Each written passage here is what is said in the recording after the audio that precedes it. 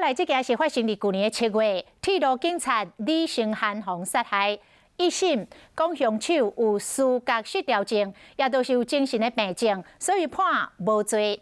检方来上诉，二审台南高分院请成大病院重新来做精神的鉴定。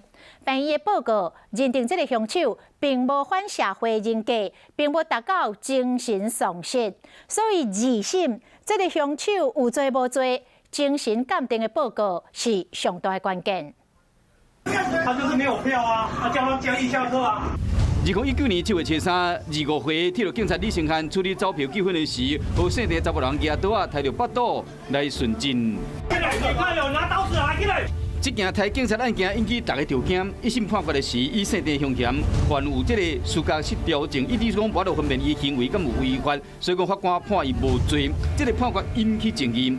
李成汉的老爸嘛，敢若是因为这款的判决，身心受到打击，致使未出回过身。这个案件目前进入二审，台南高分检署加高分院合议庭要求重新做精神鉴定。结果成大病院做精神鉴定认定，这个凶嫌因为长期无食药啊，行凶的时分别的能力明显的降低，也无反社会人格，等于是推翻一审的时，台中营总嘉义分院所做的精神鉴定报告。 检就认为说，他已经在行为时精神都已经丧失了，没有辨识能力，也没有那个控制能力啊。现在只是认为说，他的辨识能力和控制能力是显著减低而已。针对这摆成大病院所做的精神鉴定，李成汉的老母讲，袂使以精神的疾病来判他人的无罪。伊无可能有病，无可能死刑啦。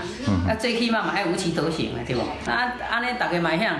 安怎就讲我有病免死牌挂咧，就拢无代志你看即摆社会靠几行安尼啊？